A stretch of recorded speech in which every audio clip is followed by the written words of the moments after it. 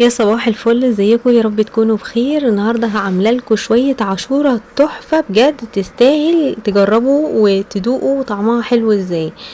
وقبل ما نبدا وصفتنا، انا بيبو، دي قناتي روتينيستا. ولو عجبتك الوصفه ما تنسيش تشاركيها لكل اصحابك وتقول لهم كل سنه وانتم طيبين. ويلا بينا نعمل العاشوره مع بعض. واول حاجة بنعملها بنجيب الغلة او القمح بتاع البليلة، القمح المقشور.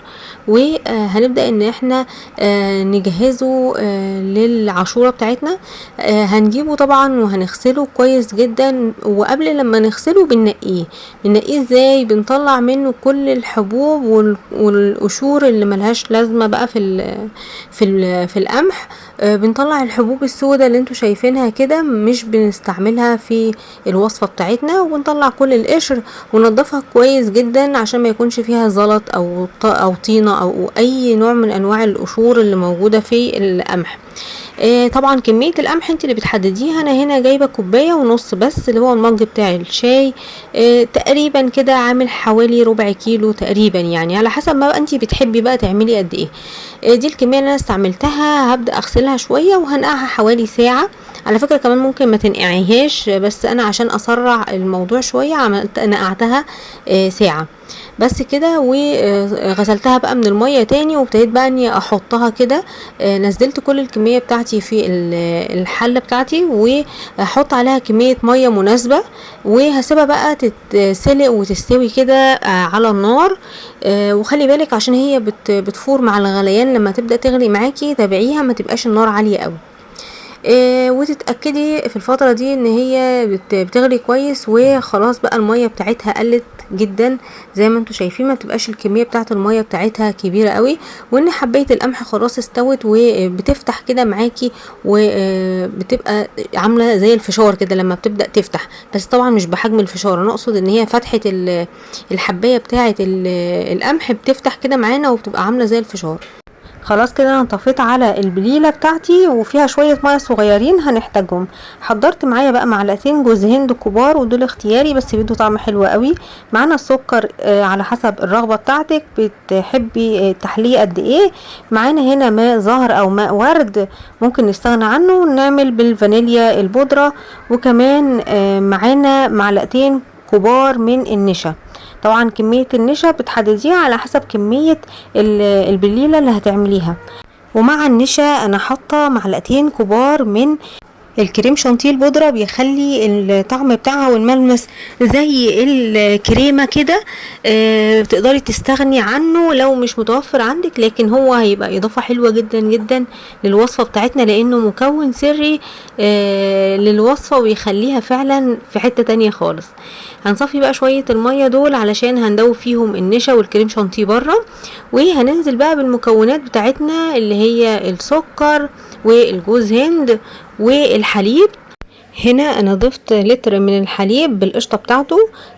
لو انت حابه انك انت تضيفي نص حليب ونص ميه براحتك، بس لو حطيتي حليب خالص طبعا هيفرق معاكي في الطعم وهيدي قيمه غذائيه عاليه جدا للعاشوره.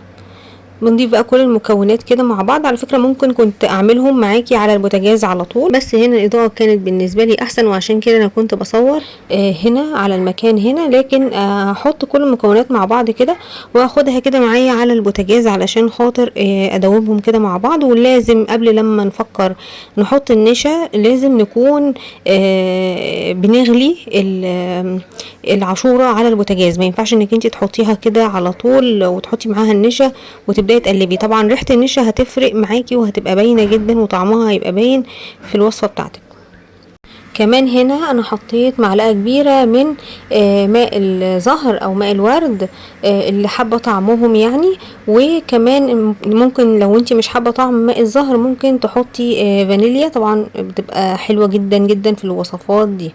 هنا بقى انا غليت العاشوره كويس جدا، وخصوصا ان هي لازم تدوبي معاها السكر وتسيبيها تغلي مع السكر كده شويه علشان تشرب من السكر، ما تبقاش لسه من غير طعم، يعني فاهمين؟ ما تكونش خدت من طعم السكر. جبت بقى النشا والكريم شانتيه كده، قلبتهم في شويه الميه اللي هي كانوا نازلين من سلق العاشوره، وقلبتهم كويس قوي قوي، وهنزل بيهم بقى بالراحه كده مع التقليب المستمر، يعني ايد بتنزل وايد بتقلب علشان خاطر ما تكلكعش معاكي. هنا انا كان معايا حته كده من القشطه، قشطه اللي هي وش اللبن.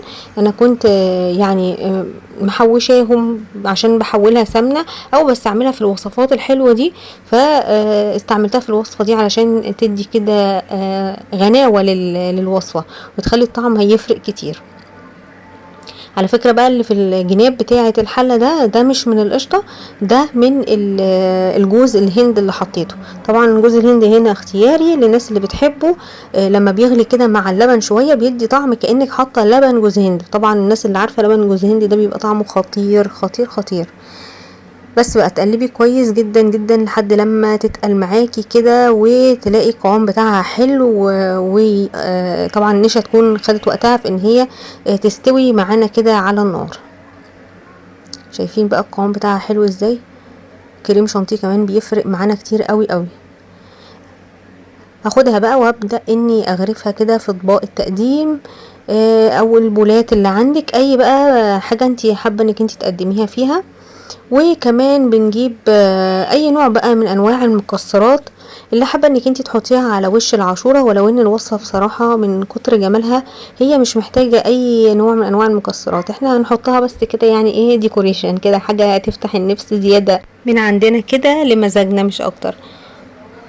وطبعا بتسيبيها تبرد خالص وبتدخليها كده التلاجة بتاعتك، ويفضل انها تكون متغطية. انا كنت مغطيها بستريتش راب علشان الوش بتاعها ما يجلدش، يعني انا جربتها قبل كده وحسيت ان هي يعني بتعمل وش كده مقلبص كده، فكنت مغطيها بستريتش. بعد طبعا لما بردت ودخلتها التلاجة سقعت وبقت جميلة.